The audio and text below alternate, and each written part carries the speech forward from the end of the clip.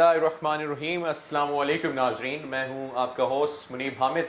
आप देख रहे हैं प्रोग्राम न्यूज़ रिव्यूज़ और मेरे साथ मौजूद हैं साजिद साहब। सर क्या कैसे हैं आप? बिल्कुल ठीक ठाक मुनीब, आप खैरियत से हैं? अल्हम्दुलिल्लाह सर। मौसम जाए और इस्लामाबाद का आज हाँ, बड़ा अच्छा। आज तो धूप है माशाल्लाह, अच्छा है। काफ़ी दिनों के बाद अच्छा एक हमें मौसम बारिश मिला है। की भी पेशन गोई है थोड़ी सी, तो मौसम और खुशगवार हो जाएगा लगता है चले फ्यूचर में। खुदा करे बारिश टल जाए अच्छा। और धूप रहे, क्योंकि मेरे बारिश हाल में विटामिन डी की बड़ी ज़रूरत है हमारे पाकिस्तानियों को।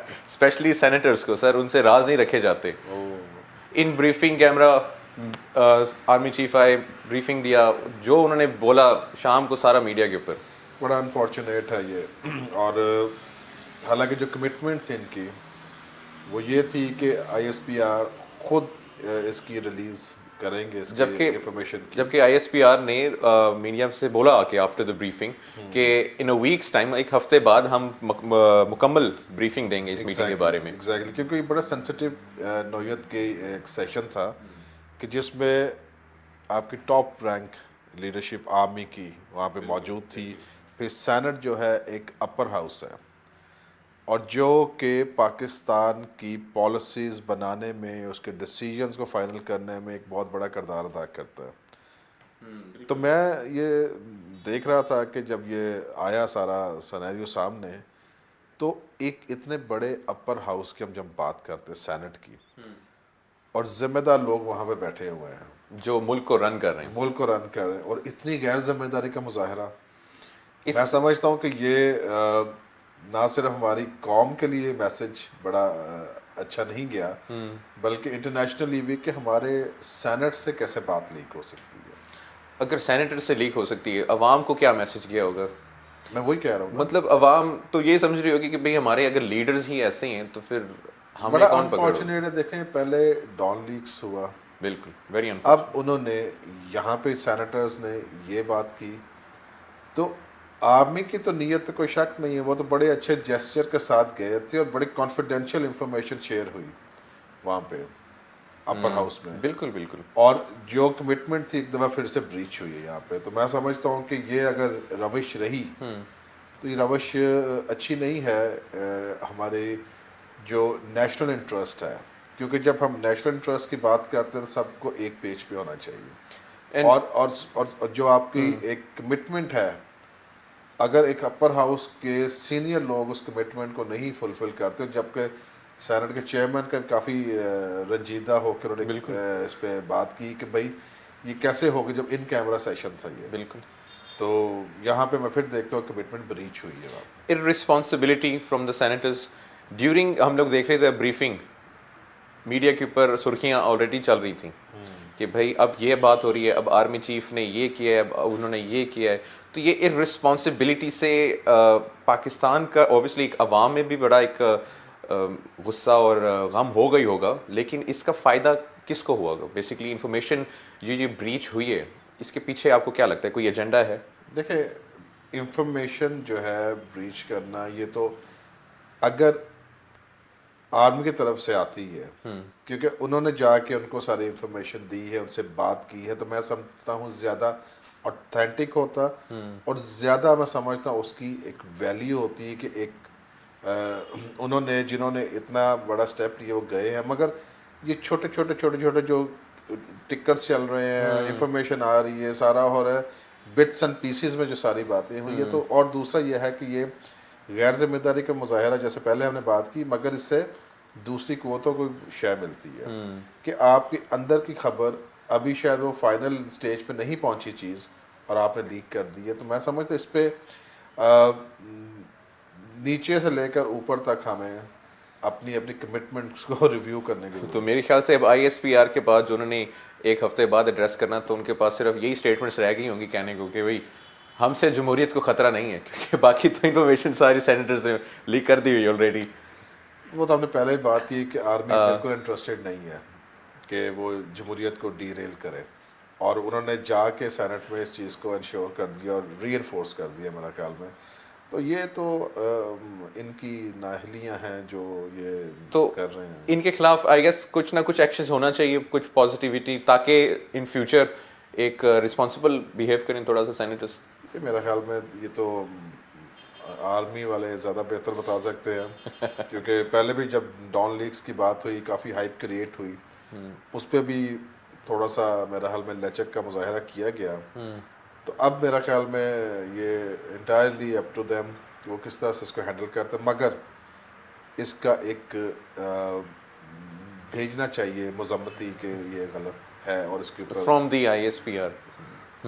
तो सर एक कुछ अफवाहें ये भी हैं कि ये एक जो इजलास बुलाया गया था किसी स्पेसिफिक एजेंडे के तहत बुलाया गया था, और जो ब्लैक शीप्स आपकी हमारी हुकूमत में हैं to get some information out of the army, जो कि वो गवर्नमेंट के साथ शेयर नहीं कर रही थी, गवर्नमेंट या स्पेसिफिक पर्सन्स जिनके साथ वो शेयर नहीं करना चाहती थी।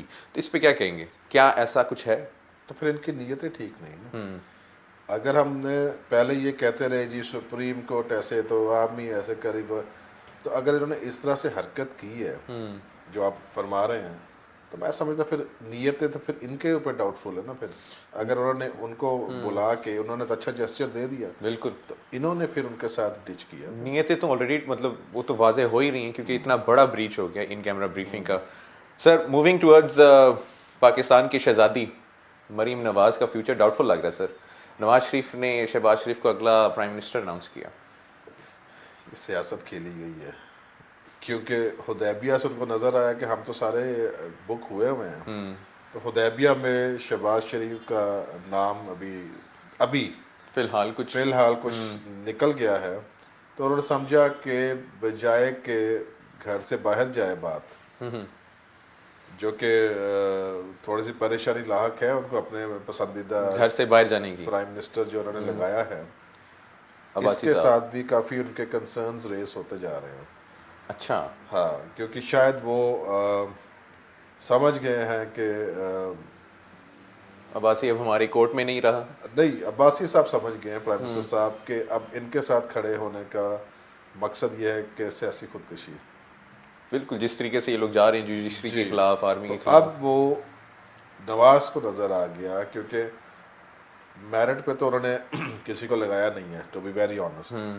उन्होंने लगाया है वफादारियों के ऊपर कि कौन उसके साथ वफादार है, कौन उनका चमचागिरी करता रहा। उन्होंने इस हिसाब से सीटें बांटी हैं और इसी हिसाब से उन्होंने मिनिस्टर्स लगाए हैं, सेक्रेटरीज लगाए हैं, चेयरमैन लगाए हैं। वफादारी पे कॉम्पिटेंसी नहीं है सर। और जो आपने शहबाज शरीफ की बात की, वो क्योंकि हम बात तो बड़ी करते हैं, ये नवाज भी करते हैं कि डेमोक्रेसी। आप मुझे सिर्फ ये बताएं कि इनकी अपनी पार्टी में डेमोक्रेसी है कि नहीं। ये कहाँ की डेमोक्रेसी है कि एक भाई सीट छोड़ता है, डिस्क्वालीफाई हो जाता है, नाअहल हो जाता है, तो दूसरे भाई को कहते हैं जी प्राइम मिनिस्टर बना देंगे या बेटी को प्राइम मिनिस्टर बना देंगे। अब मरियम बीबी का मसला ये है कि वो तो खुद भी उसमें है पनामा में, बेनिफिशरी जो है इमीडिएट बेनिफिशरी तो वो हैं सारे उनके फ्लैट्स की।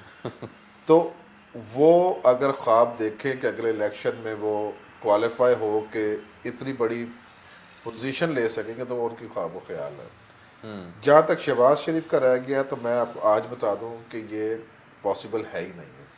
पहली बात तो ये है कि ये फंसेंगे, हुदैबिया खुलेगा दोबारा, कह तो रहे टाइम बाउंड हो गया, मगर मेरा ख्याल है कि इस तरह से कोई और पॉसिबिलिटीज़ है इसमें। और लोग तो यहाँ तक कहते हैं कि नवाज शरीफ ने तो कुछ किया ही नहीं है जितनी करप्शन के शहजादे शहबाज शरीफ साहब है। बिल्कुल सुनने में आया। ठीक है, वो मैं नहीं समझता कि ये मुल्क अब मुतहम्मल हो सकता है एक और बड़े करप्ट आदमी का, शहबाज शरीफ का। तो ये सियासी चाले चल रहे हैं वो देखें, मगर अगला इलेक्शन तो वैसे ही इनका नहीं है क्योंकि कौम इतनी बेदार हो चुकी है। वो चाहती है ऑनेस्ट लोग आए जो वाकई ज़मीर रखते हों, जो पाकिस्तान की आवाम की ख्वाहिशों के मुताबिक डिलीवर कर सकें। साहिद साहब, एज अ कंपैरिजन आपके लिहाज से who is a better prime minister, Abbasi या नवाज? अब्बासी भी नहीं मैं समझता हूँ क्योंकि ट्रैक रिकॉर्ड तो आपको ही पता है उनका। LNG के ऊपर बहुत सारे सिलसिले हैं, ठीक है ना। तो आपको पता है कि मगर अभी मैं समझूंगा कि अगर वो सही तरीके से परफॉर्म करें, डमी ना बने उनका, पाकिस्तान को सामने रखें सबसे पहले, करप्शन से किनारा करें और डिलीवर करें जो पाकिस्तान के हक में मुफाद में है, तो मैं कहूँगा ठीक है, गुजारा है, मगर कंपैरिजन दोनों का, हाँ दोनों का कंपैरिजन नहीं हो सकता।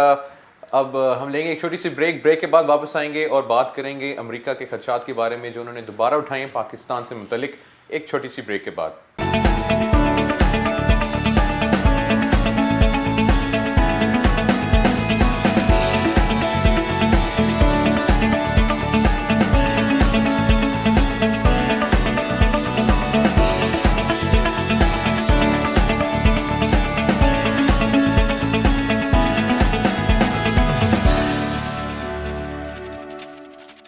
Welcome back after the break.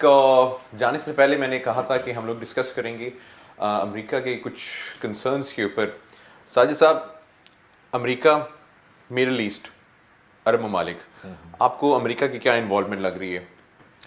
देखें, अभी जो कल का वाक़या है सऊदी अरेबिया पे, जो यमनी अटैक हुआ है उनके पैलेस के ऊपर, जिसको उन्होंने इंटरसेप्ट कर दिया है, रियाद को टारगेट किया था। रियाद को टारगेट किया था।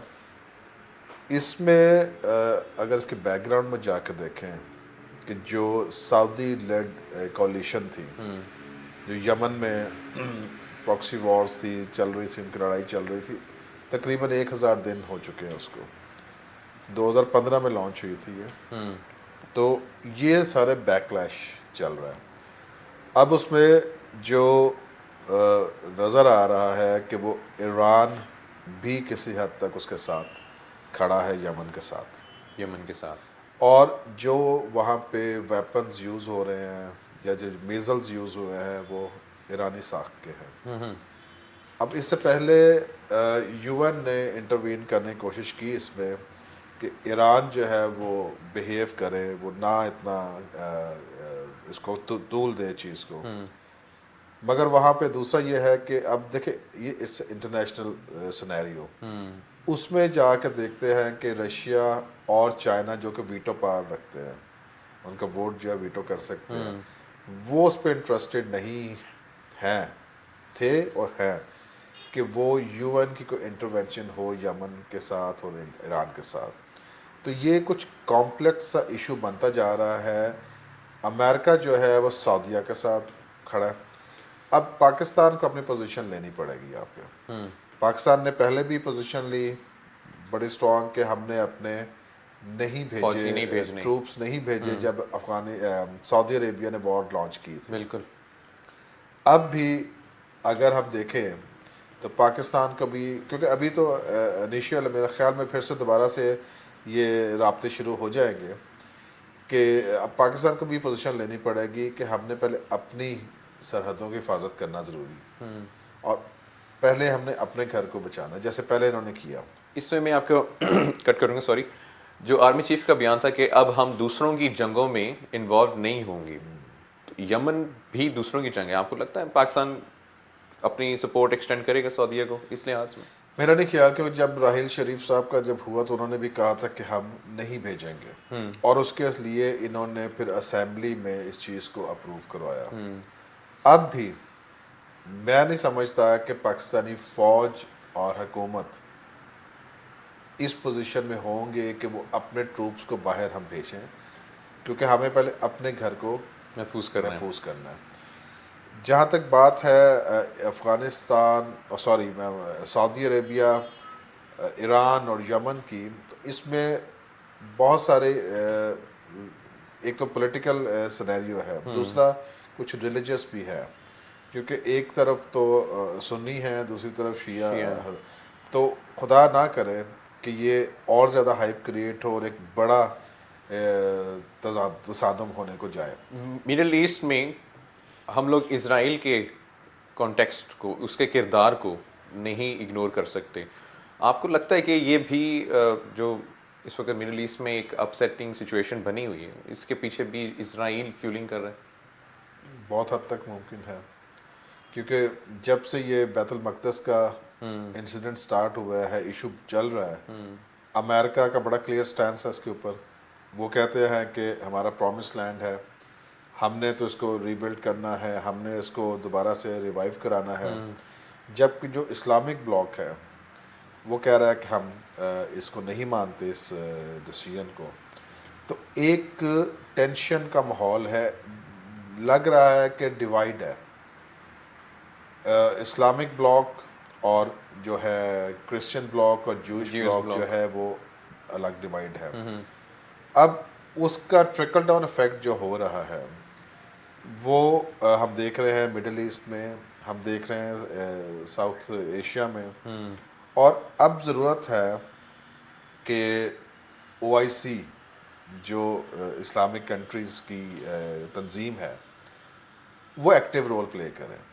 अगर वो इस्लामिक ब्लॉक को रिप्रेजेंट कर रही है तो उसको एक्टिव रोल प्ले करना चाहिए। जबकि हम देखते हैं कि कुछ बड़े ममालिक जो है वो शायद लीस्ट बॉदर्ड नज़र आ रहे हैं, जबकि पाकिस्तान जो है लीड कर रहा है इस चीज़ में। तो ख़ित्ते की जो है सिचुएशन, क्योंकि अब खुदा न खास्ता अगर वॉर होती है किसी जगह पे भी, तो ये मैं समझता हूँ कि शायद मुतहम्मल ना हो सके दुनिया इसकी, क्योंकि न्यूक्लियर होनी है। और ये खुदा माफ़ करे, मैं फिर कहूँगा खुदा माफ़ करे ना हो, इसलिए इसको सफारती लिहाज से इन सारी चीज़ों को हैंडल होना चाहिए, बजाय कि हम वेपन्स का इस्तेमाल करें, मैस डिस्ट्रक्शन का इस्तेमाल करें।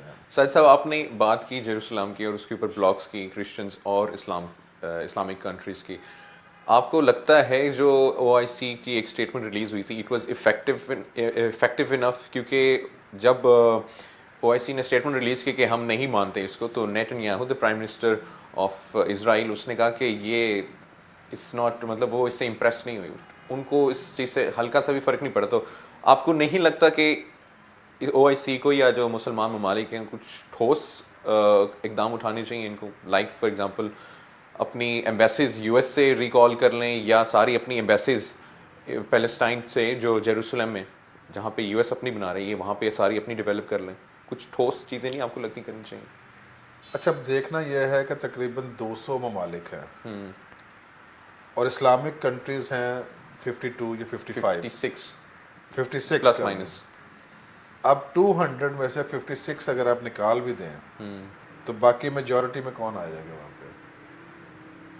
अगर देखें, अगर 200 प्लस पूरी दुनिया की कंट्रीज़ हैं, 56 निकाल के उधर चले जाते हैं और बाकी जो है वो चले जाते हैं यरूशलेम वाली साइड पे, इसराइल में। तो ये मेरा नहीं ख्याल ये कोई सोल्यूशन होगा, क्योंकि अगर हम रिलीजियस भी देखें तो जूस एंड क्रिश्चियंस इस चीज़ को बिलीव करते हैं कि जो सेकंड कमिंग ऑफ क्राइस्ट है वो वहाँ पे आना है उन्होंने। तो वो जो कर रहे हैं। और दूसरी बात ये है कि इसराइल का नाम कैसे पड़ा, ये तो किताबों में, होली बुक्स में लिखा हुआ है कि इसराइल जो है हज़रत याकूब का नाम जो है वो खुदा ने इसराइल रखा था। तो अब ये तो हो गई एक रिलीजियस चीज़। अब ये पॉलिटिकल सिनेरियो जो बना हुआ है, मैं नहीं समझता कि ये एम्बेसीज को अलग करने से हम बल्कि और ज़्यादा बड़े डिवाइड में चले जाएंगे। हम और ज़्यादा बड़े रिलीजियस डिवाइड में चले जाएंगे कि इस्लामिक वर्ल्ड की सारी एम्बेसीज एक जगह पे आ गई है, दूसरे सारे एक जगह पे आ गए हैं। तो ये तो बिल्कुल बड़ी कॉन्फ्रेंट्रेशन की तरफ हम जाएंगे। ये कोई सलूशन नहीं। मैंने फिर कहा कि ये सलूशन है कुछ देने और कुछ लेने का। ये सलूशन है कि आप सफारती तौर पर इस चीज़ को हैंडल प्रॉपर्ली हैंडल किया जाए, बजाय कि हम बड़े विजिबल तरीके से ब्लॉक्स में डिवाइड हों। मेरा नहीं ख्याल, क्योंकि अब हम ग्लोबल विलेज है। अब ग्लोबल विलेज है, हम उनके प्रोडक्ट्स यूज़ कर रहे हैं, वो हमारे प्रोडक्ट्स यूज़ कर रहे हैं। हमारी इकॉनमी उनके ऊपर डिपेंडेंट है, उनकी इकॉनमी हमारे ऊपर डिपेंडेंट है। अगर आपने बाइकआउट करना है तो आप अपने आप को इस काबिल कर दो कि कल आप कहें कि ना तो हमें उनके जहाज़ चाहिए, ना हमें उनकी टेक्नोलॉजी चाहिए, ना हमें उनके वेपन्स चाहिए, ना हमें उनकी प्रोडक्ट्स चाहिए। तो फिर है कि इकनॉमिकली आप सारे अगर मिलकर उनके ऊपर कर सकते, इकनॉमिक वॉर्स अदरवाइज आप कहें कि मैं इधर प्रोटेस्ट कर दूंगा, मैं उधर प्रोटेस्ट कर दूँ, इससे उसका क्या फ़र्क कुछ पड़ेगा? फर्क नहीं पड़ेगा। आप कहेंगे कि मैं इधर KFC को आग लगा दूँ, मैं उसकी क्या, उनको क्या फ़र्क पड़ेगा? पाकिस्तानी किसी को फ़र्क पड़ेगा क्योंकि उसकी है KFC, वो फ्रेंचाइज उसने ख़रीदी हुई है। तो ज़रूरत यह है कि हम अपने आप को इस लेवल पे ले जाए कि हमें उनकी ज़रूरत ना पड़े। जापान ने क्या किया था जब हिरोशिमा पे बम फेंका था उन्होंने, तो उन्होंने बदला नहीं लिया उन्होंने बदला नहीं लिया, उन्होंने इकोनॉमिकली बिल्कुल इकोनॉमिक वॉर लॉन्च की और उन्होंने अमेरिका की इकोनॉमी को डिच की हुए, असरअंदाज हुए उसके ऊपर। बिल्कुल। तो यही है, अगर हम सारे इस्लामिक कंट्री जिसमें हम बसते हैं वो समझते हैं कि हमने इसराइल और अमेरिका से बदला लेना है, तो अपने आप को बढ़ाएं। हाँ। तो बड़ा एक अच्छा मैसेज दिया है साजिद साहब ने। एक छोटी सी ब्रेक लेनी है, ब्रेक के बाद हम आके बात करेंगे किसी एक वज़ीर के बारे में जिन्होंने जाली मेडिकल सर्टिफिकेट्स प्रोवाइड किए हैं, एक ब्रेक के बाद।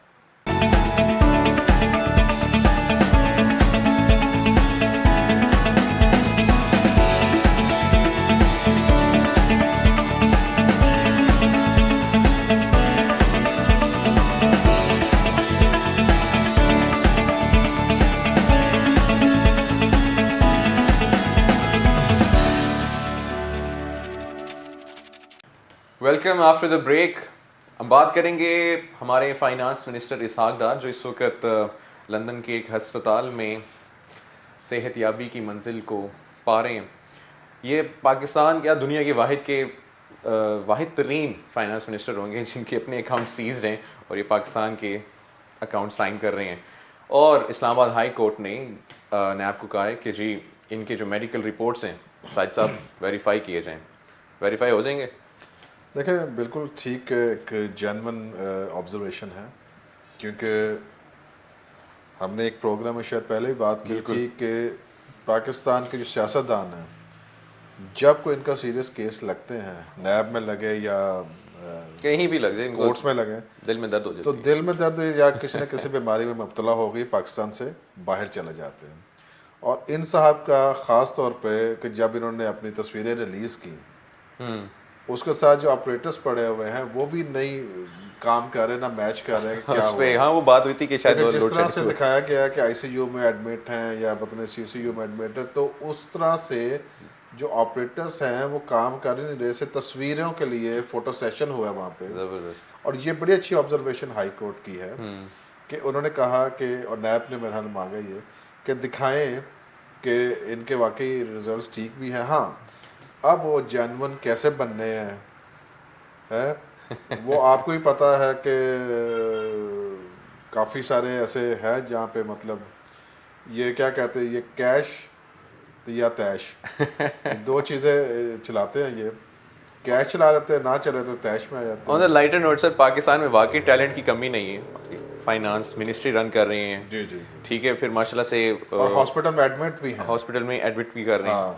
एंड प्लस क्या कहना चाहिए, एक्टिंग तो मैं कर रहा हूँ, ऑस्कर अवार्ड नॉमिनेशन होनी चाहिए, क्योंकि अब मैं समझता अब नैब को और कोर्ट्स को बड़ा स्ट्रिक्ट इसके ऊपर देखना चाहिए कि अगर वो फेक है तो इसकी एक और सजा बनती है, ठीक है ना।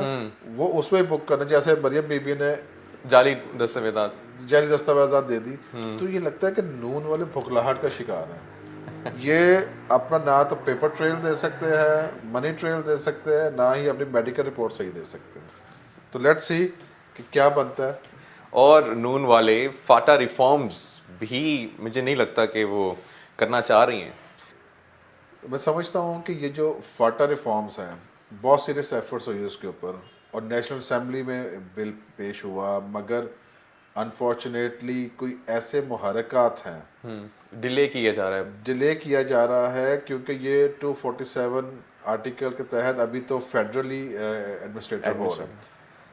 और वहाँ के अवाम कह रहे हैं, सारी पॉलिटिकल पार्टीज एक पेज पे है कि इसको KP प्रोविंस में शामिल किया जाए। उसकी वजह KP में जब शामिल होगा तो वो एक पाकिस्तान के निज़ाम के अंडर आ जाएगा, क्योंकि अभी वहाँ पर गवर्नमेंट की रेट नहीं है, ठीक है। बेशक उनके नुमाइंदे बैठते हैं मगर वहाँ पे गवर्नमेंट की रेट उस तरह से नहीं है। और जितनी वहाँ से हमारे बॉर्डर्स की क्रॉसिंग हो रही है, स्मगलिंग हो रही है जो पूरे पाकिस्तान में जा रही है, वो आपके फाटा से जो ट्राइबल एरियाज है वहाँ से, और कोई चेक एंड बैलेंस भी नहीं है। चेक एंड बैलेंस नहीं है। तीसरी बात जो है कि जो हमारे ऊपर बार बार इल्ज़ामात आते हैं कि वो वहाँ से आ गए, उन्होंने आके अटैक कर दिया, ये हुआ, तो जितनी डिस्टर्बेंस है वो उस चैनल के थ्रू हो रही है, क्योंकि अफगानिस्तान का बॉर्डर टच करता है। और ये बड़ी जी, और ये बड़ी ही मैं समझता हूँ एक लॉजिकल और फ्यूचर को सिक्योर करने की बात होगी कि फाटा को केपी में जम किया जाए। मगर इसमें जो चंद रुकावटें नज़र आ रही हैं, ऑब्वियस हैं, वो ये है कि जो वहाँ के जो पॉलिटिकल एजेंट्स हैं वो बड़े पावरफुल हैं, क्योंकि वो बड़े अरसे से हुक्मरानी कर रहे हैं। देखा जाए तो वो वहाँ के किंग हैं या वहाँ के प्रिंस हैं, बिल्कुल कहा जा सकता है। ठीक है। वो जनाब वहाँ पे इतने फ्री हैं कि वो किसी के साथ भी डील कर सकते हैं फॉर दैट मैटर। अगर तो वो पाकिस्तान के साथ सिंसियर हों तो उनको चाहिए पाकिस्तान को कि वो कहें कि हाँ ठीक है, हम आपके दायरा कार में आते हैं।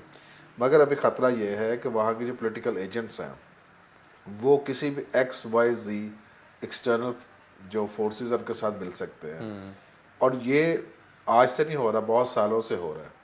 तो मैं समझता हूँ इसमें हमारे जो स्ट्रॉन्ग पिलर्स हैं आपकी पॉलिटिकल है, उनको इसको सीरियसली लेना चाहिए।